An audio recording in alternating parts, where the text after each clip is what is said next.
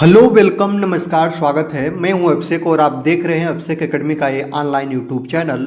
दोस्तों आज की वीडियो में हम बात करेंगे यूपी टेट एग्जाम का जो प्रैक्टिस सेट है। इस प्रैक्टिस सेट के आज की वीडियो में आप लोग हिंदी और इसके बाद दोस्तों आप लोग ईवीएस और बाल विकास अर्थात सीडीपी तीनों के प्रश्नों को कवर करेंगे और तीनों के प्रश्न आपके वन लाइनर होंगे। बहुत कम समय में ज़्यादा से ज़्यादा प्रश्नों को कवर करने की कोशिश करेंगे और आज की वीडियो में आपके अकॉर्डिंग याद रखेंगे एग्जाम के अकॉर्डिंग जो प्रीवियस ईयर हैं उनको लेकर और भी जो आगामी एग्जाम में आने की जिनकी संभावना बहुत ज़्यादा है या अच्छे टाइप के प्रश्न हैं सबको एक साथ लेकर आए। चलिए आज की वीडियो को स्टार्ट करते हैं। तो चलिए दोस्तों यहाँ पे हम वन बाय वन करके सभी को कवर करेंगे। यहाँ पे सर्वप्रथम पहला प्रश्न देखेंगे कि जो पारिस्थितिकी शब्द का प्रयोग सर्वप्रथम किसने किया था। तो पारिस्थितिकी शब्द का प्रयोग सर्वप्रथम अर्नेस्ट हेक्ले के द्वारा किया गया था।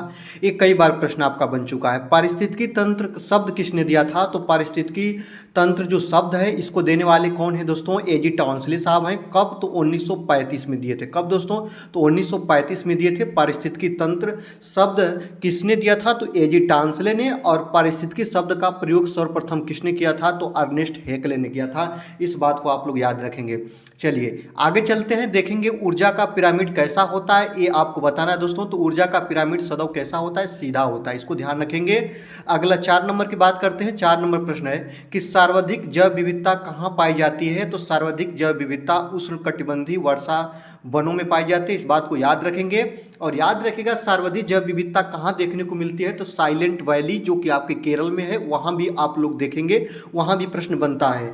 आगे देखते हैं, भारत का प्रथम राष्ट्रीय उद्यान कौन सा था, ये आपको देखना है। तो भारत का प्रथम राष्ट्रीय उद्यान क्या नाम है दोस्तों, जिम कॉर्बेट। कहाँ पे है दोस्तों, उत्तराखंड में। इसको आप लोग याद रखेंगे। चलिए आगे देखते हैं, ओजोन परत की मोटाई मापने की इकाई क्या होती है। कई बार प्रश्न बन चुका है। तो ओजोन परत की जो मोटाई होती है उसके मापने की इकाई होती है डाप्सन इकाई में मापते हैं। आगे देखते हैं, रेड डाटा बुक का संबंध किससे है दोस्तों। तो रेड डाटा बुक का संबंध होता है विलुप्त प्राय जीवों से, जो कि विलुप्त के कगार पर जो जीव जंतु चले गए हैं उनका विवरण हम लोग रेड डाटा बुक में रखते हैं। अगला 8 नंबर की बात करते हैं, वन्यजीव संरक्षण अधिनियम कब बना था। बहुत बहुत वेरी इंपॉर्टेंट है। वन्यजीव संरक्षण अधिनियम आपका 1972 में बना था। अगला देखते हैं, 9 नंबर की बात करते हैं दोस्तों। 9 नंबर क्या कह रहा है कि जल प्रदूषण निवारण एवं नियंत्रण अधिनियम कब हुआ। आपको बता दें, जल प्रदूषण निवारण एवं नियंत्रण अधिनियम 1974 में। बहुत वेरी इंपॉर्टेंट है। जितने प्रश्न हैं सब प्रीवियस ईयर से लिए गए हैं और जो कि आपके पर्यावरण अध्ययन के हो गए, चाहे हिंदी के हो गए, चाहे सीडीपी के हो गए, सभी इंपॉर्टेंट प्रश्न हैं जो कि सिलेबस पर आधारित हैं। इसलिए पूरी वीडियो को लास्ट तक देखिएगा। बहुत कम समय में अच्छा से अच्छा प्रश्न को लेकर आए हैं, जिससे आपको लगेगा आज की वीडियो देखने के बाद आपको लगेगा कि नहीं हमने बहुत कुछ चीजें सीख लिया है। चलिए आगे देखते हैं, 10 नंबर की बात करते हैं। 10 नंबर है कि पर्यावरण संरक्षण अधिनियम कब पारित हुआ था। तो पर्यावरण संरक्षण अधिनियम आपका 1986 में पारित हुआ। आगे देखते हैं, टाइगर स्टेट किसे कहते हैं। याद रखेंगे, मध्य प्रदेश को टाइगर स्टेट के नाम से जानते हैं क्योंकि यहाँ मध्य प्रदेश में सबसे ज्यादा टाइगर पाए जाते हैं। इसको आप लोग याद रखेंगे। चलिए आगे चलते हैं, भारत में प्रोजेक्ट टाइगर की शुरुआत कब हुई थी। तो 1973 में। भारत में प्रोजेक्ट टाइगर की शुरुआत कब हुई प्यारे, 1973 में। सुनामी आने का मुख्य कारण क्या होता है। तो समुद्र के नीचे जब भूकंप आता है दोस्तों, याद रखेंगे, तब आपको सुनामी जैसी घटना देखने को मिलती है। चलिए आगे चलते हैं, बीओडी टेस्ट। बीओडी टेस्ट किस प्रदूषण को मापने के लिए किया जाता है, ये आप लोग याद रखेंगे। फुल फॉर्म बहुत बार पूछता है। बायोकेमिकल ऑक्सीजन डिमांड इसका फुल फॉर्म होता है, इस बात को याद रखेंगे। और जो बीओडी टेस्ट होता है ना, वह जल के अंदर प्रदूषण को मापने के लिए इसका हम प्रयोग करते हैं। तो याद रखेंगे, जल प्रदूषण को मापने के लिए बीओडी टेस्ट करते हैं। आप लोग ये भी याद रखेंगे, सीओडी टेस्ट भी जल प्रदूषण का मापन करने में ही किया जाता है, इसको आप लोग याद रखेंगे। अगला देखते हैं, 15 नंबर की बात करते हैं दोस्तों। कंचनजंगा राष्ट्रीय उद्यान कहाँ स्थित है। तो कंचनजंगा राष्ट्रीय उद्यान आपके सिक्किम में है। कहाँ पे दोस्तों, सिक्किम में है। दुधवा राष्ट्रीय उद्यान उत्तर प्रदेश के किस जिले में है। दुधवा राष्ट्रीय उद्यान उत्तर प्रदेश का बहुत महत्वपूर्ण राष्ट्रीय उद्यान है, लखीमपुर खीरी में है। और चंद्रप्रभा राष्ट्रीय उद्यान उत्तर प्रदेश के चंदौली में है, ये भी बहुत इंपॉर्टेंट है। आगे देखते हैं, 17 नंबर की बात करते हैं, अम्ल वर्षा किन गैसों के कारण होती है। तो SO2 और याद रखेंगे NO2 के जो मॉलिक्यूल होते हैं, या NOx मतलब कि NO के जो मॉलिक्यूल होते हैं, ये आपस में विक्रिया करके रिएक्शन करके अम्लीय वर्षा का उत्पादन करते हैं, अम्लीय वर्षा का नाम रूप धारण करा देते हैं। आगे देखते हैं, 18 नंबर की बात करते हैं, भारत का जल पुरुष किसे कहा जाता है। तो राजेंद्र प्रसाद को। किनको दोस्तों? तो राजेंद्र प्रसाद को भारत का जल पुरुष के नाम से जानते हैं।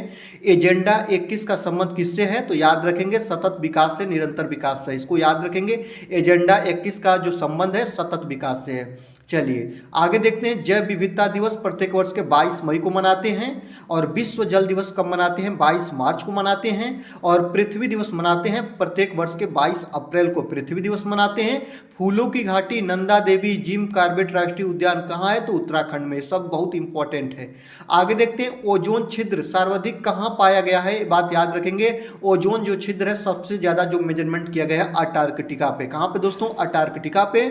आगे देखते हैं। प्रकाश संश्लेषण में कौन सी गैस अवशोषित होती है? तो प्रकाश संश्लेषण में CO2 कार्बन डाइऑक्साइड गैस क्या होती है दोस्तों? अवशोषित होती है। चलिए अब हम हिंदी के कुछ प्रश्न देखते हैं। इसी तरह हम लोग प्रॉपर वीडियो को स्टार्ट करते चलेंगे, आगे बढ़ेंगे।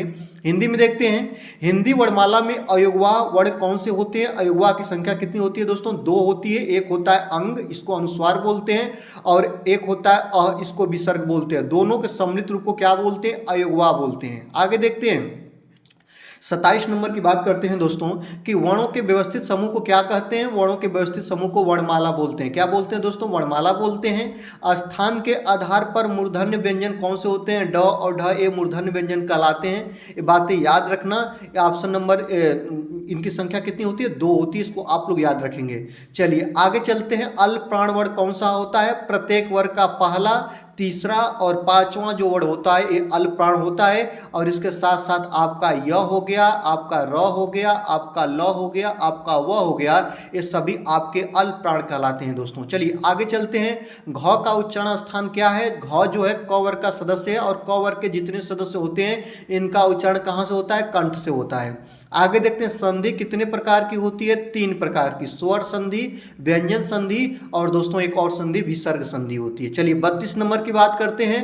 पवन का सही संधि विच्छेद क्या होगा? तो पो धन के अन होगा। पवन का संधि विच्छेद क्या होगा प्यारे? पो धन के अन होगा। आगे देखते हैं। अगला है 33 नंबर। उपसर्ग का प्रयोग कहाँ में होता है? तो याद रखेंगे उपसर्ग का जो प्रयोग होता है वह मूल शब्द के कहाँ लगते हैं? आगे लगते हैं उपसर्ग। इस बात को याद रखना, उपसर्ग जो मूल शब्द के आगे लगते हैं। आगे देखते हैं। 34 नंबर प्रश्न की बात करते हैं। प्रत्यय शब्द कहाँ लगते हैं? तो शब्द के अंत में लगते हैं। लंबोदर में कौन सा समास है? आपको पता है, जिसमें कोई पद प्रधान न हो उसमें होता है बहुब्रीहि समास। न प्रथम पद प्रधान है न द्वितीय पद प्रधान है। इसमें कौन प्रधान होगा? लंबोदर। लंबा है जिसका उदर, अर्थात भगवान गणेश की बात कर रहा है, इसमें बहुब्रीहि समास होगा। प्रतिदिन में कौन सा समास होगा? आपको पता है दिन मूल शब्द है और प्रति क्या लगा है दोस्तों? उपसर्ग लगा है। और एक समास होता है जिसमें उपसर्ग लगते हैं, मतलब पहला जो पद होता है वह अव्यय होता है, इसको अव्ययी भाव समास का नाम देते हैं। चलिए आगे चलते हैं। संज्ञा कितने भेद होते हैं? तो 5 भेद होते हैं। वह किस प्रकार का सर्वनाम है? तो यह निश्चयवाचक सर्वनाम है। यह निश्चय किसी वस्तु या स्थान को डिनोट करता है, तो यह निश्चयवाचक सर्वनाम होगा। विशेषण के कितने भेद होते हैं? 4 भेद होते हैं। सज्जन का विलोम शब्द क्या होता है? तो सज्जन का विलोम शब्द दुर्जन होता है। आगे देखते हैं। आंख का तारा मुहावरे का अर्थ क्या होगा? आंख का तारा होना मतलब बहुत प्यारा होना। याद रखेंगे, बहुत प्यारा होना। आगे देखते हैं दोस्तों। शुद्ध वर्तनी का चयन करना है, और इसमें बताना था दोस्तों उज्ज्वल की शुद्ध वर्तनी काफी इंपॉर्टेंट है, बहुत बनता है। उज्ज्वल को इस प्रकार लिखते हैं, याद रखिएगा। आगे देखते हैं। सर्वश्रेष्ठ रस किसे माना जाता है? श्रृंगार रस को। रसों का राजा किसे बोलते हैं? श्रृंगार रस को बोलते हैं, या सर्वश्रेष्ठ रस इसे बोलते हैं। कनक कनक ते सौगुनी में कौन सा अलंकार है? कनक कनक मतलब एक शब्द एक से अधिक बार आए और उसके अर्थ अलग अलग हो, वहां पे यमक अलंकार होता है। आगे चलिए देखते हैं। 45 नंबर की बात करते हैं। कामायनी के रचनाकार कौन है? कामायनी के रचनाकार कौन है? जयशंकर प्रसाद, आंसू, झरना, लहर, इनकी बहुत प्रसिद्ध रचना है। मृगनयनी में कौन सा समास है? याद रखेंगे विशेषण और विशेष जहां पे आते हैं उसमें कर्मधारय समास होता है। बिल्कुल आप लोग तरीके से देखिएगा। बहुत कम समय में लगभग 300 प्रश्नों से कम प्रश्नों को नहीं, 300 से अधिक प्रश्नों को कवर करेंगे। वीडियो अच्छी लग रही है दोस्तों तो आपसे एक छोटा सा विनम्र निवेदन है कि वीडियो को आप लोग लाइक कर लीजिएगा, चैनल पर नए हैं तो सब्सक्राइब करिएगा, बेल आइकन को प्रेस कर लीजिएगा।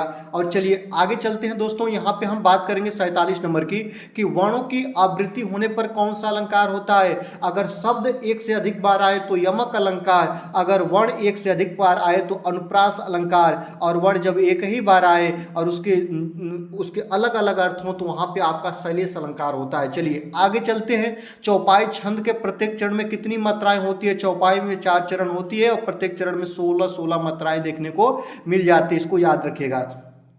चलिए आगे देखते हैं। हिंदी की आदि जननी किसे कहते हैं। तो हिंदी की आदि जननी संस्कृत को कहा जाता है। गबन और गोदान मुंशी प्रेमचंद्र की बहुत प्रसिद्ध रचना है, इसको आप लोग याद रखेंगे। गबन और गोदान किसकी है दोस्तों। तो मुंशी प्रेमचंद्र की बहुत प्रसिद्ध रचना है। भारत के किस राज्य को टाइगर स्टेट के नाम से जानते हैं। रिपीट प्रश्न हो गया, मध्य प्रदेश को। आगे देखते हैं। रेड डाटा बुक कौन जारी करता है। मैंने कई बार अपने वीडियो में बता चुका हूं दोस्तों, IUCN जो होती है ना, यह रेड डाटा बुक जारी करती है। रेड डाटा बुक में विलुप्त के करीब गए जीव जंतुओं का विवरण मिलता है। 53 नंबर की बात करते हैं। विश्व ओजोन दिवस कब मनाते हैं। तो प्रत्येक वर्ष के 16 सितंबर को मनाते हैं। कब प्यारे, 16 सितंबर को मनाते हैं। आगे देखते हैं। समुद्री प्रदूषण के कारण कौन से वन सबसे ज्यादा प्रभावित होते हैं। तो समुद्री प्रदूषण के कारण जो मैंग्रोव वन होते हैं ना, ये समुद्री तटीय वाले क्षेत्रों में मिलते हैं और इनको सबसे ज्यादा हानि होती है, इसको आप लोग याद रखिएगा। चलिए आगे देखते हैं दोस्तों। चिपको आंदोलन की शुरुआत कहां से हुई थी। 55 नंबर आपको बता दें, उत्तराखंड का चमोली जिला और रेड़ी गांव, याद रखेंगे। चिपको आंदोलन की शुरुआत वहां से हुई थी। आगे देखते हैं। शांत घाटी जिसको साइलेंट वैली बोलते हैं किस राज्य में है। तो याद रखेंगे केरल राज्य में। कहां पे दोस्तों, केरल राज्य में, इसको आप लोग याद रखेंगे। आगे देखते हैं। 57 नंबर की बात करते हैं। ग्रीन हाउस प्रभाव के लिए मुख्य रूप से कौन सी उत्तरदायी गैस होती है। तो ग्रीन हाउस गैस में वैसे तो CO2, आपका N2O, और इसके बाद आपका CH4 और इसके बाद आपका CFC गैस होती है, लेकिन सबसे ज्यादा जो होती है CO2 होती है। यह प्रश्न बन जाता है कि ग्रीन हाउस गैस में सबसे ज्यादा कौन सी गैस होती है। तो कार्बन डाइऑक्साइड गैस होती है। आगे देखते हैं। विश्व में सर्वाधिक वर्षा वाला स्थान कौन सा है दोस्तों। मानसीराम, जो मेघालय में पड़ता है, इसको याद रखिएगा। भारत का राष्ट्रीय जलीय जीव कौन है। तो गंगा डाल्फिन। गंगा डाल्फिन को भारत का राष्ट्रीय जलीय जीव के नाम से हम लोग जानते हैं। आगे देखते हैं दोस्तों। बहुत बार ये प्रश्न बन चुका है। आर्द्र भूमि दिवस कब मनाया जाता है। तो प्रत्येक वर्ष के 2 फरवरी को मनाते हैं आर्द्र भूमि दिवस। आगे देखते हैं। 61 नंबर की बात करते हैं। मानस राष्ट्रीय उद्यान कहाँ है दोस्तों। तो मानस राष्ट्रीय उद्यान आपका असम में है। कहाँ है दोस्तों, असम में, इसको याद रखिएगा। मिनमाता रोग किस धातु के प्रदूषण से होता है। तो आपको बता दें, पारा, मरकरी, याद रखेंगे। पारा या मरकरी की विषाक्तता के कारण मिनमाता रोग देखने को मिलता है। सौर सेल बनाने में किस तत्व का प्रयोग करते हैं। तो सौर सेल बनाने में सिलिकॉन धातु का प्रयोग करते हैं, याद रखेंगे।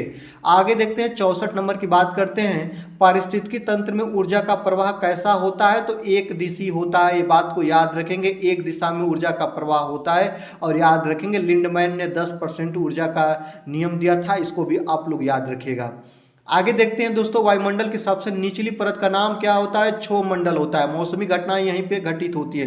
पृथ्वी के पास की सबसे परत होती है। आगे देखते हैं। हिंदी व्याकरण से कुछ प्रश्न हम लोग देखते हैं। आगे तुलसीदास किसकी रचना है। तो याद रखेंगे सूर्यकांत त्रिपाठी निराला जी की रचना है तुलसीदास, याद रखिएगा। आगे देखते हैं। जिसका जन्म पहले हुआ हो उसे क्या बोलते हैं। तो जिसका जन्म पहले हुआ हो उसको हम लोग एक शब्द में अग्रज बोलते हैं। क्या बोलते हैं प्यारे, अग्रज बोलते हैं। यथाशक्ति में कौन सा समास है। आपको पता है शक्ति मूल शब्द है, इसके सामने आपका उपसर्ग लगा है और जहां उपसर्ग लगे पहला पद अव्यय हो वहां पे आपका अव्ययी भाव समास होता है। आगे देखते हैं। रहीमन पानी राखिए में कौन सा अलंकार है। आपको बताना है दोस्तों, याद रखेंगे। रहीमन पानी राखिए, बिन पानी सब सुन, पानी गए न उबरे, मोतीस मानुष चुन, आपका सलेस अलंकार होगा। आगे देखते हैं। खड़ी बोली का प्रथम महाकाव्य कौन है। तो प्रिय प्रवास, याद रखेंगे। खड़ी बोली का प्रथम महाकाव्य का नाम प्रिय प्रवास अयोध्या सिंह उपाध्याय हरिऔध के द्वारा लिखा गया, इसको आप लोग याद रखिएगा। आगे देखते हैं। उत्साह किस रस का स्थायी भाव होता है। तो याद रखेंगे प्यारे, उत्साह जो होता है वो वीर रस का स्थायी भाव होता है। हिंदी में कारक कितने होते हैं। हिंदी में कारक 8 होते हैं। संस्कृत में कारक कितने होते हैं। तो 6 होते हैं। आगे देखते हैं। आधुनिक युग की मीरा की उपाधि किसको दी गई है। तो याद रखेंगे महादेवी वर्मा जी को आधुनिक युग की मीरा की उपाधि दी गई है।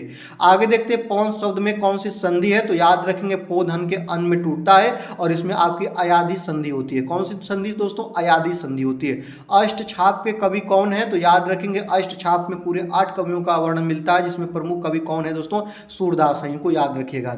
आगे देखते हैं बाल विकास सीडीपी के कुछ चाइल्ड डेवलपमेंट पेडागोजी से कुछ चीज़ों को हम कवर करते हैं, और इसमें देखते हैं दोस्तों बुद्धि का बहुकारक सिद्धांत किसने दिया था? तो थॉर्नडाइक। याद रखेंगे थॉर्नडाइक ने बुद्धि का बहुकारक सिद्धांत दिया था, इस बात को याद रखिएगा। क्रिया प्रसूत अनुबंधन का सिद्धांत किसने दिया था? तो बीएफ स्किनर के द्वारा। बहुत जो इंपॉर्टेंट है ना, जो आपके कई बार बने हैं ना, जिनकी बनने की संभावना है ना, वैसे प्रश्न को लेकर आए हैं दोस्तों। आपसे रिक्वेस्ट करेंगे कि वीडियो को जरूर से जरूर आप लोग लाइक करिएगा, और दोस्तों अगर वीडियो में आप नए हैं, चैनल पर नए हैं, तो चैनल को जरूर से जरूर आप लोग सब्सक्राइब कर लीजिएगा, बेल आइकन को प्रेस कर दीजिएगा, और दोस्तों वीडियो को अधिक से अधिक लोगों तक शेयर कर दीजिएगा। चलिए आगे चलते हैं। पियाजे के अनुसार यहाँ पे देखेंगे दोस्तों, यहाँ पे देखिएगा आप लोग, अगला है कि पियाजे के अनुसार संज्ञानात्मक विकास की कितनी अवस्थाएं हैं? आपको बता दें दोस्तों, पियाजे ने संज्ञानात्मक विकास की जो अवस्थाओं का वर्णन कितना किया है दोस्तों? 4 अवस्थाएं उन्होंने बताया है, इस बात को आप लोग याद रखिएगा। आगे देखते हैं बुद्धि लब्धि IQ मापने का सूत्र क्या होता है? तो बुद्धि लब्धि बराबर होता है दोस्तों मानसिक आयु बटा के वास्तविक आयु, और गुणा के क्या होता है दोस्तों? 100 होता है। इसको आप लोग याद रखेंगे, बुद्धि लब्धि का सूत्र होता है। प्रोजेक्ट विधि के जनक कौन है? तो प्रोजेक्ट विधि के जो जनक हैं दोस्तों वह किलपैट्रिक जी हैं। आगे देखते हैं, कोहलर ने अपना प्रयोग किस पर किया था? तो बनमानुष पे। किस पे दोस्तों? बनमानुष पे किया था। आगे देखते हैं, प्रयास एवं त्रुटि का सिद्धांत किसने दिया था? तो थॉर्नडाइक के द्वारा दिया गया था, प्रयास एवं त्रुटि का सिद्धांत। जो इंपॉर्टेंट है उनको लाए हैं, वेरी वेरी इंपॉर्टेंट है, सबको आप लोग अच्छे तरीका से याद कर लीजिएगा। सीखने का शास्त्रीय अनुबंधन सिद्धांत किसने दिया था? तो सीखने का शास्त्रीय अनुबंधन सिद्धांत पावलोव के द्वारा दिया गया था। आधुनिक मनोविज्ञान के जनक किनको बोलते हैं? तो विलियम जेम्स को। किनको दोस्तों? विलियम जेम्स को आधुनिक मनोविज्ञान का जनक बोला जाता है। आगे देखते हैं, बुद्धि का द्विकारक सिद्धांत किसने दिया था? तो स्पीयरमैन ने दिया था। किसने ने दोस्तों? याद रखेंगे स्पीयरमैन के द्वारा दिया गया था बुद्धि का बहुकारक सिद्धांत। आगे देखते हैं, एबीएस जीके आदि थोड़ा पार्ट को कवर करते हैं, जहां यहां से भी प्रश्न बनते हैं।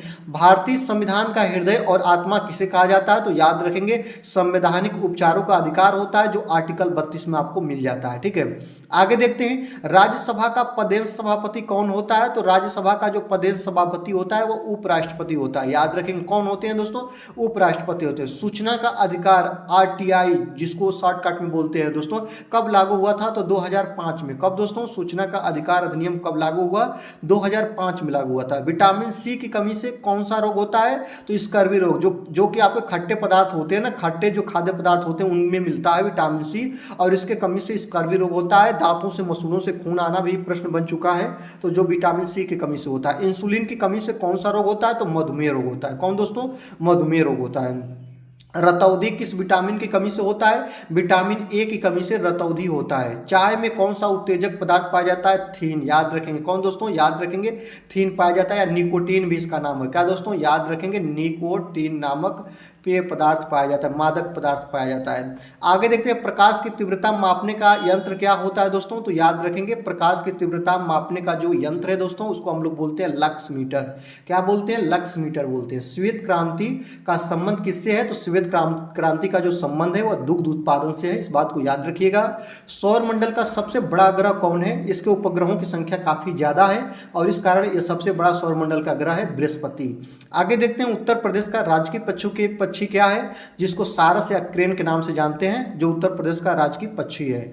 आगे देखते हैं दोस्तों, ऑपरेशन फ्लड का संबंध किससे है दोस्तों? तो याद रखेंगे डेयरी विकास से। किससे दोस्तों? डेयरी विकास से ऑपरेशन फ्लड का संबंध है।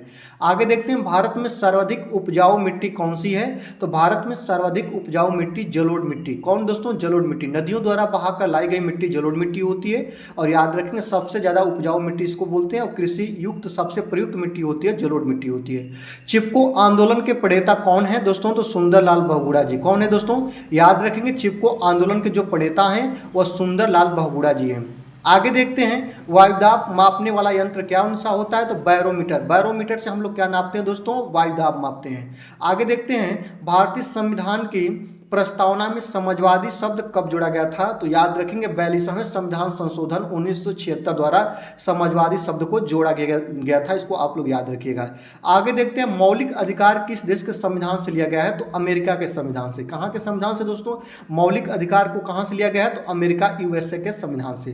पंचायती राज व्यवस्था सर्वप्रथम कहाँ लागू की गई थी? तो नागौर, राजस्थान के नागौर में लागू की गई थी पंचायती राज व्यवस्था। बहुत इंपॉर्टेंट सभी प्रश्न हैं, तो वीडियो को जरूर से जरूर आप लोग लाइक करिएगा दोस्तों, लाइक जरूर करिएगा। आगे देखते हैं, अस्पृश्यता जिसको बोलते हैं छुआछूत का अंत किस अनुच्छेद में है दोस्तों? तो याद रखेंगे अनुच्छेद 17 में। याद रखेंगे अनुच्छेद 17 में, इसको आप लोग याद रखेंगे। मौलिक कर्तव्यों की संख्या कितनी है दोस्तों? यूएसएसआर से लिया गया, और आप लोगों को बता दूं जब लिया गया तो 10 थी, लेकिन इस समय मौलिक कर्तव्यों की संख्या कितनी है दोस्तों? 11 है। इसको याद रखेंगे।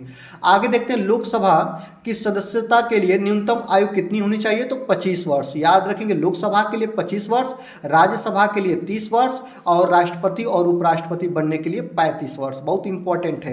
राष्ट्रपति को शपथ कौन दिलाता है? तो याद रखेंगे, तो भारत का मुख्य न्यायाधीश। कौन दोस्तों? तो राष्ट्रपति को शपथ कौन दिलाते हैं? तो भारत के जो मुख्य न्यायाधीश होते हैं वह राष्ट्रपति जी को शपथ दिलाते हैं। याद रखेंगे, राष्ट्रपति का कार्यकाल कितना होता है? तो 5 साल का होता है। लोकसभा के सदस्य का कार्यकाल 5 साल का होता है। उपराष्ट्रपति का कार्यकाल 5 साल का होता है, लेकिन राज्यसभा का सदस्य होता है उसका कार्यकाल 6 वर्ष का होता है। संविधान दिवस कब मनाते हैं? तो 26 नवंबर को। कब दोस्तों? प्रत्येक वर्ष के 26 नवंबर को संविधान दिवस मनाते हैं। आगे देखते हैं, संपत्ति के अधिकार को किस संशोधन द्वारा हटाया गया था? तो याद रखेंगे, संपत्ति के अधिकार को 44वें संविधान संशोधन द्वारा हटा दिया गया था। पहले संपत्ति का अधिकार मूल अधिकार हुआ करता था, लेकिन जो आपका 44वां संविधान संशोधन हुआ इसके अकॉर्डिंग संपत्ति के अधिकार को मूल अधिकार से हटा दिया गया। आगे देखते हैं, राष्ट्रपति अपना त्याग पत्र किनको देते हैं? तो उपराष्ट्रपति को देते हैं, और उपराष्ट्रपति राष्ट्रपति को देते हैं। इन्हीं क्रम में ये आदान प्रदान अपना त्याग पत्र का कर लेते हैं। आगे देखते हैं, ईबीएस से देखते हैं दोस्तों, इको मार्क किन उत्पादों पर दिया जाता है? याद रखेंगे, जो इको मार्क होता है ना, किन उत्पादों पर दिया जाता है? तो पर्यावरण के अनुकूल जो आपके उत्पाद होते हैं उन पर लगाया जाता है इको मार्क। इको मार्क जो होते हैं ना, वो पर्यावरण को हानि नहीं पहुंचाते, ऐसे उत्पादों की पहचान होती है। आगे देखते हैं, भारत में सर्वाधिक वर्षा किस मानसून से होती है? तो दक्षिण पश्चिमी मानसून से होती है भारत में सर्वाधिक वर्षा। इसको आप लोग याद रखेंगे। आगे देखते हैं, 112 नंबर प्रश्न की बात करते हैं। जो पीली क्रांति का संबंध किससे होता है दोस्तों? तो जो पीली क्रांति का संबंध होता है वह तिलहन उत्पादन से होता है। किससे होता है प्यारे? तिलहन उत्पादन से होता है। रेशम कीट पालन को क्या कहते हैं? सेरीकल्चर। इसको क्या बोलते हैं दोस्तों? इसको सेरीकल्चर कृषि के नाम से हम जानते हैं रेशम कीट पालन को। आगे देखते हैं, दूध की शुद्धता किस यंत्र से मापते हैं? तो दूध की जो शुद्धता होती है वो लैक्टोमीटर से हम लोग नापने का काम करते हैं, याद रखेंगे। आगे देखते हैं, भोपाल गैस त्रासदी किस गैस के रिसाव के कारण हुई थी? तो एमाइसी मिथाइल आइसोसाइनाइड के कारण, जो मध्य प्रदेश का भोपाल शहर में 2-3 दिसंबर 1984 की रात्रि को हुई थी। कब दोस्तों? 1984 की रात्रि को हुई थी। आगे देखते हैं, भारत का प्रथम तितली उद्यान कहाँ पे दोस्तों? तो याद रखेंगे बेंगलुरु में। कहाँ पे दोस्तों? बन्नेरघट्टा जैविक उद्यान में, बेंगलुरु में आपका तितली उद्यान जो स्थित है। आगे देखते हैं, राष्ट्रीय पर्यावरण अभियांत्रिकी शोध संस्थान कहाँ है दोस्तों? तो याद रखेंगे, राष्ट्रीय पर्यावरण अभियांत्रिकी शोध संस्थान जो आपके नागपुर में है। कहाँ पे प्यारे? नागपुर में है। आगे देखते हैं, पारिस्थितिकी तंत्र में तत्वों के चक्रण को क्या कहते हैं दोस्तों? तो पारिस्थितिकी तंत्र में तत्वों के जो चक्रण होते हैं, जो सर्किल होती है, उसको जैव भू रासायनिक चक्र बोलते हैं। क्या बोलते हैं दोस्तों? जैव भू रासायनिक चक्र बोलते हैं। भारत में कुल कितने जैव विविधता हॉटस्पॉट हैं? तो भारत में कुल आपके 4 जैव विविधता हॉटस्पॉट हैं। चलिए आगे चलते हैं, फिर हम सीडीपी के प्रश्नों को कवर करेंगे। मनोविज्ञान का जनक किसे कहा जाता है? तो विलियम जेम्स को। किनको दोस्तों? तो याद रखेंगे, विलियम जेम्स को मनोविज्ञान का जनक कहा जाता है। आगे देखते हैं, स्किनर ने अपना प्रयोग किस पर किया था? तो याद रखेंगे, स्किनर जो एक महान मनोवैज्ञानिक है, अपना प्रयोग चूहे और कबूतर पर किए थे। किस पर दोस्तों? चूहे और कबूतर पर स्किनर द्वारा अपना प्रयोग किया गया था। व्यक्तित्व मापन की, याद रखेंगे, व्यक्तित्व मापन की जो रोड्सा स्याही धब्बा विधि किसने दी थी? तो हरमन सोर्स ने। किसने दी थी दोस्तों? तो याद रखेंगे, हरमन सोर्सा ने दी थी। बुद्धि का एक कारक सिद्धांत किसने दिया था? तो बीने ने। याद रखेंगे, बीने के द्वारा, साइमन बीने के द्वारा बुद्धि बुद्धि का एक कारक सिद्धांत दिया गया था। कीडरगार्टन विधि के जनक कौन है? तो याद रखेंगे खेल खेल में जो शिक्षा दी जाती है कीडरगार्टन विधि होती है, काफ़ी बेस्ट मार्टेंसरी और कीडरगार्टन विधि है। आपको बता दें कीडरगार्टन विधि के जनक कौन है? तो फ्रोबेल है। कौन दोस्तों? याद रखेंगे फ्रोबेल है। आगे देखते हैं समावेशी शिक्षा का मुख्य उद्देश्य क्या होता है? सभी बच्चों को समान शिक्षा प्रदान कराना, एक छत के नीचे शिक्षा देना, यही समावेशी शिक्षा कहलाती है। आगे देखते हैं दोस्तों डिसलेक्सिया किससे संबंधित है? तो याद रखेंगे पढ़ने में कठिनाई, जिसको पठन विकार बोलते हैं। पढ़ने में जब कठिनाई हो तो उसको हम लोग डिसलेक्सिया बोलते हैं दोस्तों, याद रखेंगे। डिसकैलकुलिया क्या होता है? तो कैलकुलिया कैलकुलेशन से संबंधित होती है, कैलकुलेशन गणित में आता है, तो याद रखेंगे गणितीय अक्षमता होती है डिसकैलकुलिया। आगे देखते हैं संवेगात्मक बुद्धि का सिद्धांत किसने दिया था? तो याद रखेंगे जो संवेगात्मक बुद्धि का सिद्धांत है दोस्तों वह डेनियल गोलमैन के द्वारा दिया गया था। किन के द्वारा दोस्तों? तो डेनियल गोलमैन के द्वारा। जो अधिगम का सिद्धांत किसने दिया था? तो थॉर्नडाइक ने दिया था। सीखने का सिद्धांत या अधिगम का सिद्धांत थॉर्नडाइक के द्वारा प्रतिपादित किया गया था। आगे देखते हैं दोस्तों, आप हिंदी के कुछ टॉपिक को कवर करेंगे। कामायनी किस प्रकार का काव्य है? तो याद रखेंगे कामायनी जो है वो महाकाव्य है, ये इंपॉर्टेंट है। साकेत के रचनाकार कौन है? तो मैथिली शरण गुप्त जी हैं। साकेत किनकी रचना है? तो मैथिली शरण गुप्त जी की है। आगे देखते हैं हिंदी का पहला समाचार पत्र कौन था? तो उदंत मार्दंड था। कौन दोस्तों? उदंत मार्दंड था। चिदम्बरा के लिए सुमित्रानंदन पंत को कौन सा पुरस्कार मिला? तो याद रखेंगे ज्ञानपीठ पुरस्कार। कौन दोस्तों? तो ज्ञानपीठ पुरस्कार सुमित्रानंदन पंत को मिला था चिदम्बरा रचना पे। आगे देखते हैं दोस्तों, यहाँ पे शुद्ध शब्द का चयन करना है और बहुत ज्यादा पूछता है कवित्री कैसे लिखते हैं, तो ये आपका शुद्ध शब्द है। आगे देखते हैं दोहा और रोला मिलकर कौन सा छंद बनाते हैं? तो याद रखेंगे रोला, दोहा और रोला का संयुक्त रूप जो बनता है वो कुंडलियां बनता है। आगे देखते हैं यशोधरा, याद रखेंगे यशोधरा पुस्तक के लेखक कौन है? तो मैथिली शरण गुप्त जी हैं। कौन दोस्तों? याद रखेंगे यशोधरा पुस्तक के लेखक मैथिली शरण गुप्त जी हैं। हिंदी वर्णमाला में व्यंजनों की मूल व्यंजनों की संख्या कितनी होती है? 33 होती है। अगर आपको 33 न दे के 39 दे तभी भी आप लोग उसको सही मानिएगा, ठीक है। आगे देखते हैं रामचरित मूल व्यंजन पूछे तो 33 और उस तरफ पूछे तो 39 के साथ जाएगा। रामचरित मानस की भाषा क्या है? तो याद रखेंगे अवधि भाषा में रामचरित मानस लिखी गई है। आगे देखते हैं अलंकार के मुख्य कितने भेद होते हैं? तो याद रखेंगे 3 भेद होते हैं। एक शब्दालंकार होता है प्यारे, एक अर्थालंकार होता है और एक होता है आपका उभयालंकार। आगे देखते हैं आप लोग यहाँ पे देखिएगा विटामिन डी का सर्वोत्तम स्रोत क्या है? तो याद रखेंगे सूर्य के प्रकाश किरणें से हमें विटामिन डी की प्राप्ति होती है। आगे देखते हैं 141 नंबर प्रश्न है कि हीमोग्लोबिन में कौन सी धातु पाई जाती है? तो आपका जो हीमोग्लोबिन होता है ब्लड में पाया जाता है, इसमें आयरन की मात्रा होती है, लोहा होती है दोस्तों, Fe होता है, याद रखिएगा। आगे देखते हैं जो वायुमंडल में बादलों के तरने का कारण क्या होता है दोस्तों? तो याद रखेंगे वहां पे डेंसिटी की कमी होती है, घनत्व की कमी होती है। आगे देखते हैं काजीरंगा किसके लिए जाना जाता है? तो काजीरंगा जो कहाँ पे दोस्तों? असम में है, एक सिंह के गैंडों के लिए प्रसिद्ध है। आगे देखते हैं 144 नंबर प्रश्न की बात करेंगे। भूकंप की तीव्रता किससे मापी जाती है? तो सिस्मोग्राफ से या भूकंप लेख मापी से नापी जाती है।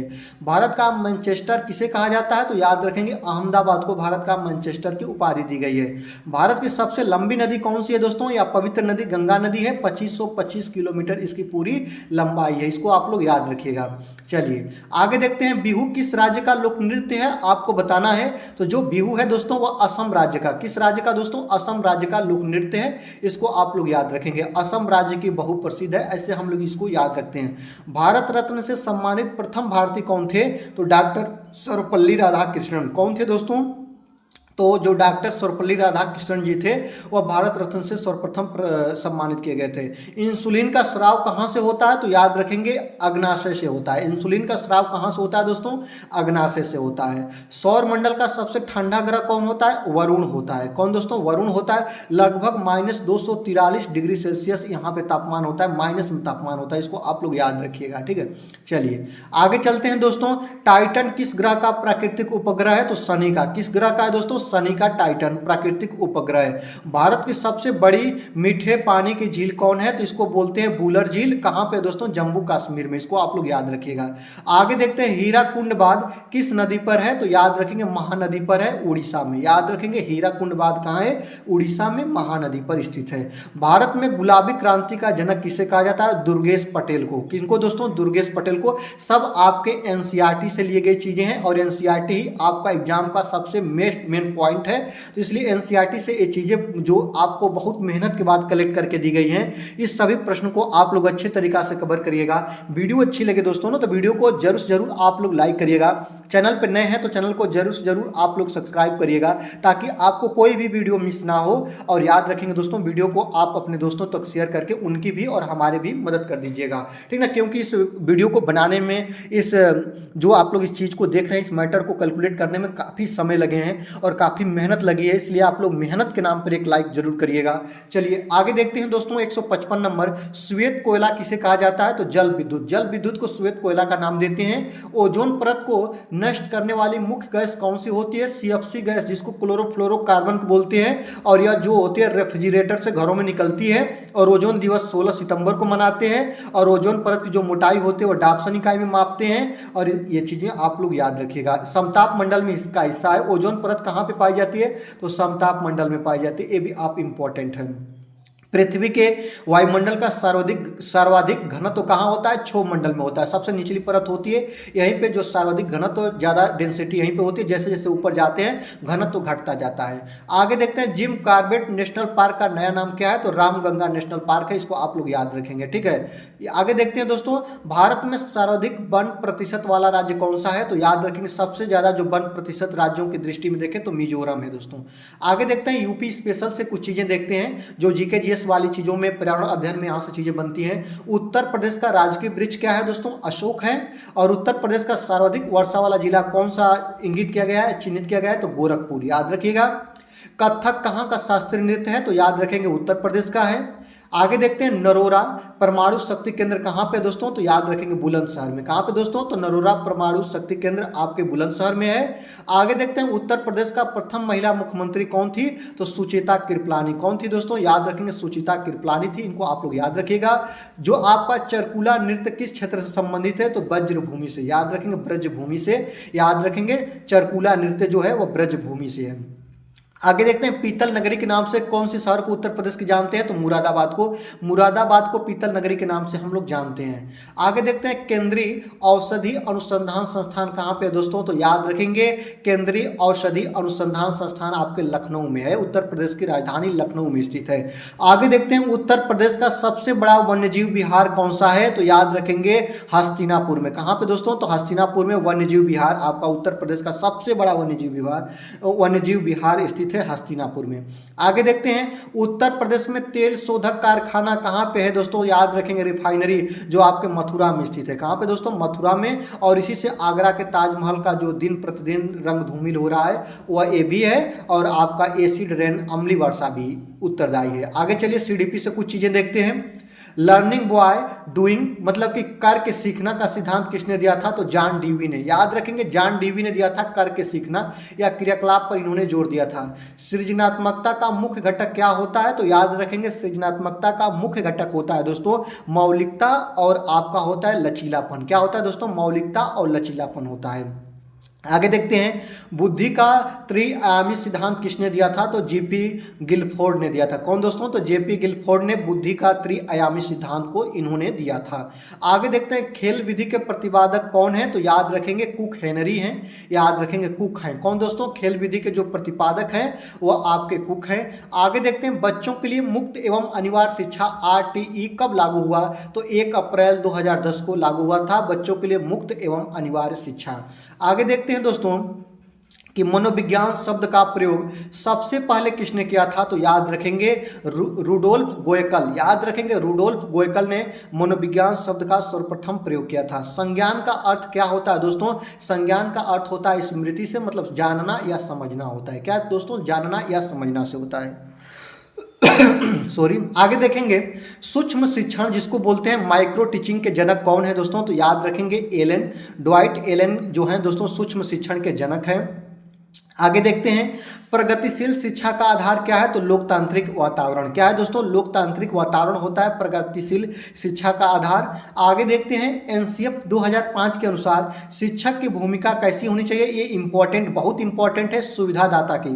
कैसी दोस्तों? तो एनसीएफ 2005 के अनुसार शिक्षक की भूमिका सुविधादाता की होनी चाहिए, या एक मार्गदर्शक की होनी चाहिए, या एक हेल्प राइटर की होनी चाहिए। चलिए आगे चलते हैं, हिंदी व्याकरण से चीजों को देखते हैं। स किस प्रकार का व्यंजन है? तो ऊष्म व्यंजन है। किस प्रकार का दोस्तों? उष्म व्यंजन है। जो बहुत कम बोलता है उसे क्या बोलते हैं? मितभाषी बोलते हैं। आगे देखते हैं अलंकार, याद रखेंगे अलंकार में कौन सा उपसर्ग है? तो अलम धन कार में टूटा है, अलम होगा दोस्तों।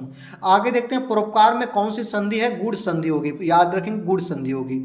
आगे देखते हैं हिंदी दिवस कब मनाया जाता है? प्रत्येक वर्ष के 14 सितंबर को मनाया जाता है। क्यों?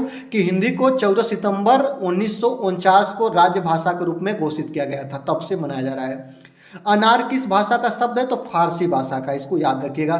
चौपाई के अंत में कितने गुरु होते हैं? तो दोस्तों याद रखेंगे 2 होते हैं। और गुरु को कैसे दर्शाते हैं? तो इस तरह दर्शाते हैं, इसको याद रखेंगे। और लघु को कैसे दर्शाते हैं? तो इस तरह दर्शाते हैं। ये क्या है दोस्तों? ये गुरु का सिंबल है। और ये दोस्तों किसका सिंबल है? तो ये आपका लघु का सिंबल है।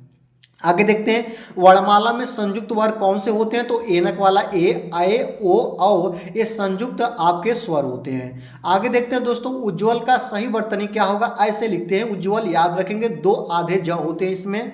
दोहा का उल्टा क्या होता है दोस्तों? तो दोहा का उल्टा छंद कौन सी होती है? तो सोठा होती है। कौन दोस्तों? सोठा होती है।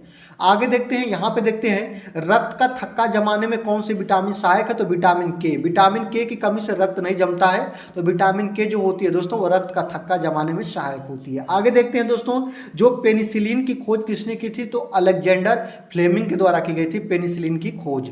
आगे देखते हैं सूर्य से पृथ्वी तक प्रकाश को पहुंचने में कितना समय लगता है? तो 500 सेकंड का समय लगता है। कितने सेकंड का प्यारे? 500 सेकंड का समय लगता है, मतलब 8 मिनट 20 सेकंड, ये भी याद रख सकते हैं। आगे देखते हैं इकोलॉजी शब्द के जनक कौन है? तो अर्नेस्ट हेक्ले। कौन है दोस्तों? अर्नेस्ट हेक्ले हैं। आगे देखते हैं शुष्क बर्फ किसे बोलते हैं? तो CO2 को बोलते हैं, कार्बन डाइऑक्साइड को बोलते हैं। ये बात को याद रखेंगे। विटामिन B12 में कौन सा तत्व पाया जाता है? कोबाल्ट। कोबाल्ट याद रखेंगे। विटामिन B12 में कौन सा तत्व होता है? तो कोबाल्ट होता है। भारत का प्रथम परमाणु रिएक्टर कौन है दोस्तों? तो याद रखेंगे भारत का प्रथम परमाणु रिएक्टर अप्सरा है, इसको याद रखिएगा। आगे देखते हैं दोस्तों जो आपका गैल्वेनाइजेशन में किस धातु की परत चढ़ाई जाती है? तो जिंक की। किसकी दोस्तों? जिंक की चढ़ाई जाती है, इसको याद रखिएगा। जो गैल्वेनाइजेशन होता है, जो ऊपर से हम लोग एक परत की जो क्षय होने से बचाने के लिए गैल्वेनाइजेशन की जो प्रक्रिया करते हैं दोस्तों, इसमें जिंक की परत को हम लोग चढ़ाते हैं। आगे देखते हैं मानव शरीर की सबसे बड़ी ग्रंथि कौन है दोस्तों? तो यकृत, इसको क्या बोलते हैं? लीवर बोलते हैं। आगे देखते हैं विश्व स्वास्थ्य दिवस कब मनाया जाता है? तो प्रत्येक वर्ष के 7 अप्रैल को मनाते हैं विश्व स्वास्थ्य दिवस। आगे देखते हैं दोस्तों लाल ग्रह किसे कहते हैं? तो मंगल ग्रह को। किसको प्यारे? मंगल ग्रह को लाल ग्रह के नाम से हम लोग जानते हैं। सौर मंडल का सबसे बड़ा ज्वालामुखी कौन सा है? तो याद रखेंगे जो आपका ओलिपस मेसी है वो मंगल ग्रह पर आपको मिलेगा। सौर मंडल का सबसे बड़ा ज्वालामुखी यही है दोस्तों। किन 2 ग्रहों के पास कोई उपग्रह नहीं है? आपको बता दें बुध और शुक्र। याद रखेंगे बुध और शुक्र के पास कोई उपग्रह नहीं है। और याद रखेंगे सबसे ज्यादा उपग्रह किसके पास हैं? तो याद रखेंगे बृहस्पति के पास हैं। ठीक है। चलिए आगे चलते हैं। पृथ्वी की जुड़वा बहन किस ग्रह को बोलते हैं? तो पृथ्वी की जो जुड़वा बहन है दोस्तों वो शुक्र को बोलते हैं। ये बात याद रखेंगे। शांति का सागर कहाँ स्थित है? तो याद रखेंगे शांति का सागर आपके चंद्रमा पर मिलता है। एनसीईआरटी में इसका वर्णन है, याद रखेंगे, बहुत इंपॉर्टेंट है, तो मैंने इसको भी कलेक्ट कर लिया। आगे देखते हैं भारत की कौन सी नदी कर्क रेखा को 2 बार काटती है? तो याद रखेंगे माही नदी जो है ना, कर्क रेखा को 2 बार काटती है। विश्व का सबसे बड़ा नदी द्वीप कौन सा है? तो याद रखेंगे माजुली।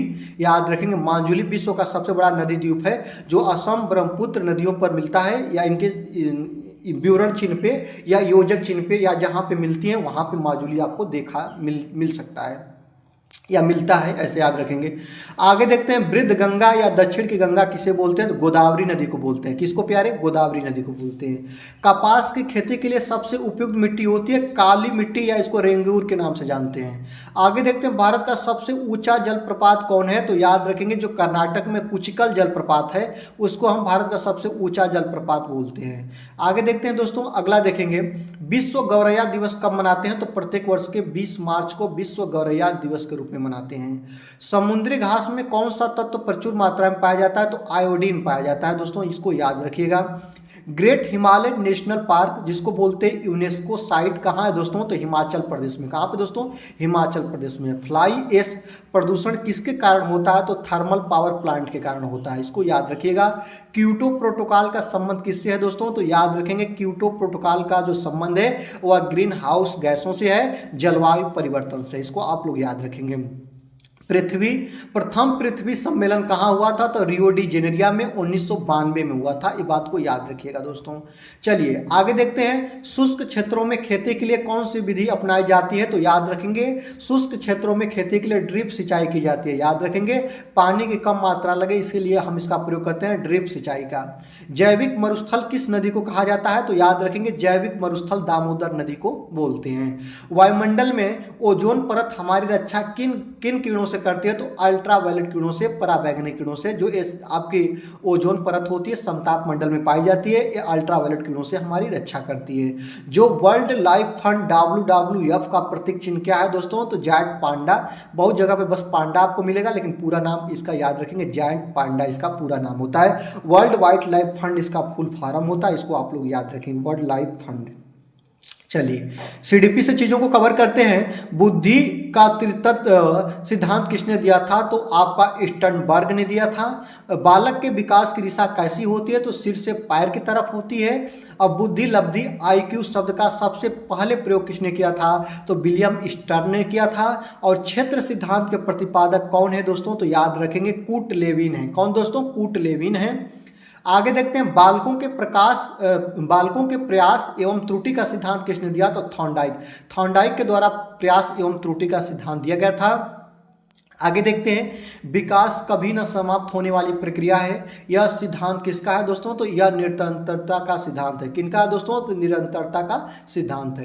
पियाजे ने संज्ञानात्मक विकास की तीसरी अवस्था किसे कहा था? तो मूर्त संक्रियात्मक अवस्था को कहा था। ये बात याद रखेंगे, 7 से 11 साल तक इसकी अवस्था होती है, इसको उन्होंने कहा था। खेल विधि में शिक्षा देने वाली विधि कौन सी है दोस्तों? तो मॉन्टेसरी विधि है। कौन दोस्तों? मॉन्टेसरी विधि। आगे देखते हैं, सामाजिक अधिगम का सिद्धांत किसने दिया था? तो अल्बर्ट बंडूरा ने। कौन दोस्तों? तो अल्बर्ट बंडूरा ने सामाजिक अधिगम का सिद्धांत दिया था। अधिगम का अंतर्दृष्टि सिद्धांत कोहलर के द्वारा दिया गया था। किसके द्वारा दोस्तों? कोहलर के द्वारा दिया गया था। अब चलिए हिंदी की बातों को कवर करते हैं। आधा तीतर आधा बटेर मुहावरे का अर्थ क्या होगा? तो याद रखेंगे बेमेल मिश्रण। याद रखेंगे बेमेल मिश्रण को क्या बोलते हैं दोस्तों? आधा तीतर आधा बटेर बोलते हैं। जो उद्धरण का सही संधि विच्छेद क्या होगा? उत्तधन हरण होगा। क्या होगा दोस्तों? याद रखेंगे उत्तधन के हरण होगा। किस रस को रसराज कहा जाता है? तो रसों का राजा श्रृंगार रस को बोलते हैं। किसको दोस्तों? श्रृंगार रस को बोलते हैं। अलंकार के प्रवर्तक कौन है? तो याद रखेंगे भामह को क्या बोलते हैं दोस्तों? अलंकार के प्रवर्तक बोलते हैं। गोदान उपन्यास के लेखक, रिपीट प्रश्न, प्रेमचंद्र हैं। शुद्ध वर्तनी लिखना है कैतूहल। कैतूहल को ऐसे लिखते हैं, ये इंपॉर्टेंट, इसको याद रखिएगा। नीलकंठ में कौन सा समास होगा? तो बहुब्रीहि समास होगा। नीला है जिसका कंठ अर्थात भगवान शिव, इसमें आपका बहुब्रीहि समास होगा। आगे देखते हैं, पंचम वर्ण कौन होते हैं? इसको नासिक के व्यंजन के नाम से जानते हैं। हर वर्ग का पांचवा जो अंग या र न म, इसको नासिक के व्यंजन बोलते हैं। आगे देखते हैं, बिहारी किस काल के कवि थे? तो रीति काल के कवि थे। किस काल के प्यारे? रीति काल के कवि थे।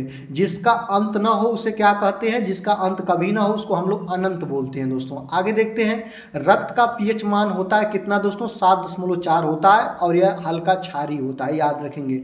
आगे देखते हैं, मास्टर ग्रंथि किसे बोलते हैं? पीयूष ग्रंथि को मास्टर ग्रंथि के नाम से हम लोग जानते हैं। रिकेटस रोग किस विटामिन की कमी से होता है? तो विटामिन डी की कमी से होता है रिकेटस सूखा रोग। आगे देखते हैं, सोने की शुद्धता किसमें नापी जाती है? तो कैरेट में। किसमें दोस्तों? तो याद रखेंगे कैरेट में सोने की शुद्धता को हम लोग मापते हैं। आगे देखते हैं, वायुमंडल में नाइट्रोजन कितने % है दोस्तों? 78%। इसको याद रखिएगा। सबसे कठोर तत्व कौन सा होता है? तो सबसे कठोर तत्व हीरा होता है, इसको भी याद रखिएगा। LPG का मुख्य घटक क्या होता है? प्रोपेन और ब्यूटेन होता है। लिक्विफाइड पेट्रोलियम गैस इसका फुल फॉर्म होता है। CNG का कंप्रेस्ड नेचुरल गैस होता है। CO का कार्बन मोनोऑक्साइड होता है। CO2 का कार्बन डाइऑक्साइड होता है। CFC का क्लोरोफ्लोरोकार्बन होता है। फिर यहीं से बनता है आपका एक दो चीज़ें और बनती है। MIC का मिथाइल आइसोसाइनाइट होता है। ये चीज़ें आप लोग याद रखिएगा। चलिए आगे देखते हैं, पेनिसिलिन की खोज अलेक्जेंडर फ्लेमिंग के द्वारा की गई थी। मलेरिया की दवा कुनैन किस पेड़ से प्राप्त की जाती है? तो जो मलेरिया की दवा होती है वो कुनैन सिनकोना वृक्ष के छाल से बनाई जाती है। किससे दोस्तों? सिनकोना वृक्ष के छाल से बनाई जाती है। कोशिका की खोज किसने किया था? तो रॉबर्ट हुक ने। कौन दोस्तों? तो याद रखेंगे रॉबर्ट हुक ने कोशिका की खोज किया था, इसको आप लोग याद रखेंगे। आगे देखते हैं उत्तर प्रदेश का राजकीय पुष्प क्या है, तो पलाश, जिसको टेसू के नाम से जानते हैं। आगे देखते हैं नरोरा परमाणु केंद्र बुलंदशहर में स्थित है। उत्तर प्रदेश की सबसे लंबी नहर कौन सी है, तो शारदा नहर को उत्तर प्रदेश की सबसे लंबी नहर के नाम से जानते हैं। जो कथक नृत्य का मुख्य केंद्र कहाँ है दोस्तों, तो लखनऊ में है। यह जो कथक नृत्य है उत्तर प्रदेश का बहुत प्रमुख नृत्य है। आगे देखते हैं भारतीय दलहन अनुसंधान संस्थान कहाँ है दोस्तों, तो कानपुर में है। राष्ट्रीय पक्षी दिवस कब मनाते हैं, 12 नवंबर को मनाते हैं। आगे देखते हैं साइलेंट वैली आंदोलन कहाँ हुआ था, तो याद रखेंगे केरल से स्टार्ट हुआ था। ये बातों को याद रखेंगे। वायु की आर्द्रता किससे नापी जाती है, तो हाइग्रोमीटर से नापी जाती है। मिनीमाता रोग का कारण क्या होता है, तो Hg पारा मरकरी की अधिकता होता है। आगे देखते हैं सौरमंडल का सबसे छोटा ग्रह कौन है दोस्तों, बुध है। सूर्य के पास कौन सा है, तो तभी भी आप रखेगा बुध है। लाल ग्रह मंगल है। चमकीला ग्रह आपका शुक्र है। नीला ग्रह पृथ्वी है। ये चीजों को याद रखेगा। भारत का शेक्सपियर किसे कहा जाता है, तो कालिदास को। कालिदास को भारत का शेक्सपियर की उपाधि दी गई है। आगे देखते हैं भारत रत्न प्राप्त करने वाली प्रथम महिला, तो इंदिरा गांधी जी थी। आगे देखते हैं सफेद सोना किसे बोलते हैं, कपास को। कपास को क्या बोलते हैं प्यारे, सफेद सोना बोलते हैं। नीली क्रांति का संबंध किससे है, तो मत्स्य उत्पादन से होता है। भारत का नेपोलियन किसे कहा जाता है, समुद्रगुप्त को कहा जाता है। बंगाल का विभाजन कब हुआ था, तो 1905 में हुआ था। कब प्यारे, 1905 में हुआ था।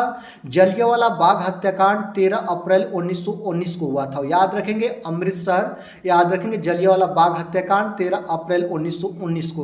वेदों की ओर लौटो का नारा किसने दिया था, स्वामी दयानंद सरस्वती के जी के द्वारा दिया गया था। आगे देखते हैं विटामिन B1 का रासायनिक नाम क्या होता है दोस्तों, तो याद रखेंगे विटामिन B1 का रासायनिक नाम थायमीन होता है। और विटामिन बी की कमी से कौन रोग होता है, तो बेरी रोग होता है। ये भी आप लोग याद रखें। कौन रोग होता है प्यारे, बेरी रोग होता है। प्रकाश की चाल कितनी होती है, 3 × 10⁸ मीटर पर सेकेंड होती है। ये बात आप लोग याद रखिएगा।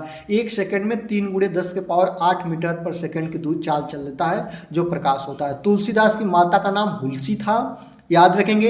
मैला आंचल के लेखक कौन है, फणीश्वर नाथ रेणु की रचना है मैला आंचल, इसको ध्यान रखिएगा। वर्णों के उच्चारण समूह को क्या बोलते हैं, वर्णों के उच्चारण समूह को वर्णमाला बोलते हैं। संविधान सभा के अस्थायी अध्यक्ष डॉक्टर राजेंद्र प्रसाद थे और अस्थायी अध्यक्ष डॉक्टर सच्चिदानंद सिन्हा जी थे। सौरमंडल में ग्रहों की संख्या कितनी है दोस्तों, तो इस समय 8 है। पहले 9 हुआ करती थी लेकिन प्लूटो को हटा दिया गया तो अब बन गई है दोस्तों, याद रखेंगे 8। आगे देखते हैं काजीरंगा किसके लिए प्रसिद्ध है, असम का ये राष्ट्रीय अभ्यारण्य है और एक सिंह के गैंडों के लिए है। मनुष्य के हृदय में कितने कोष्ठक पाए जाते हैं, तो 4 कोष्ठक पाए जाते हैं। विश्व ओजोन दिवस कब मनाया जाता है, प्रत्येक वर्ष के 16 सितंबर को मनाते हैं। चलिए, भारत में आपका हरित क्रांति के जनक कौन है, तो एम.एस. स्वामीनाथन। कौन है दोस्तों, याद रखेंगे एम.एस. स्वामीनाथन हरित क्रांति के जनक हैं। आगे देखते हैं विश्व स्वास्थ्य संगठन WHO, जो आपका वर्ल्ड हेल्थ ऑर्गेनाइजेशन, जिसका फुल फॉर्म होता है, जो आप लोग बताइएगा। वर्ल्ड हेल्थ ऑर्गेनाइजेशन का मुख्यालय कहाँ है दोस्तों, तो जेनेवा में है। आगे देखते हैं टाइफाइड किसके कारण होता है, तो जीवाणु के कारण होता है। किसके कारण दोस्तों, जीवाणु के कारण होता है। आगे देखते हैं पृथ्वी का एकमात्र उपग्रह कौन सा है दोस्तों, तो पृथ्वी का एकमात्र प्राकृतिक उपग्रह चंद्रमा होता है। भारत का राष्ट्रीय खेल कौन सा है, जो कि हॉकी है, याद रखेंगे, जो अघोषित है। ये भी ध्यान रखिएगा दोस्तों, ठीक है। आगे देखते हैं गीत गोविंद के रचयिता कौन है, तो याद रखेंगे गीत गोविंद के रचयिता आपके जयदेव जी हैं। आगे देखते हैं सौरमंडल का चमकीला ग्रह भोर का तारा शुक्र को ही बोलते हैं। विटामिन ए का रासायनिक नाम रेटिनॉल होता है। आग का तारा अत्यंत प्रिय, अभी आपको बता ही दिए हैं। लोधी वंश के संस्थापक बहलोल लोधी हैं। और याद रखेंगे अकबरनामा किसने लिखा था, तो अबू फजल के द्वारा लिखा गया था अकबरनामा। और आगे देखते हैं करो या मरो का नारा किसने दिया था, तो महात्मा गांधी जी ने दिया था। किसने दिया था दोस्तों, महात्मा गांधी जी ने दिया था। दूध में कौन सा विटामिन नहीं पाया जाता, तो याद रखिएगा विटामिन सी की मात्रा आपके मिल्क में, दूध में नहीं पाई जाती है, इसको ध्यान रखिएगा। कान शरीर की सबसे छोटी हड्डी कौन होती है, मानव शरीर की सबसे छोटी हड्डी कौन होती है, तो स्टेपीज होती है, जो कहाँ पे पाई जाती है दोस्तों, कान में पाई जाती है। ये बात आप लोग याद रखिएगा। आगे देखते हैं उत्तर प्रदेश का सबसे बड़ा जिला क्षेत्रफल की दृष्टि से कौन है दोस्तों, तो लखीमपुर खीरी। याद रखेंगे सबसे बड़ा जो क्षेत्रफल की दृष्टि से जिला है वो लखीमपुर खीरी है।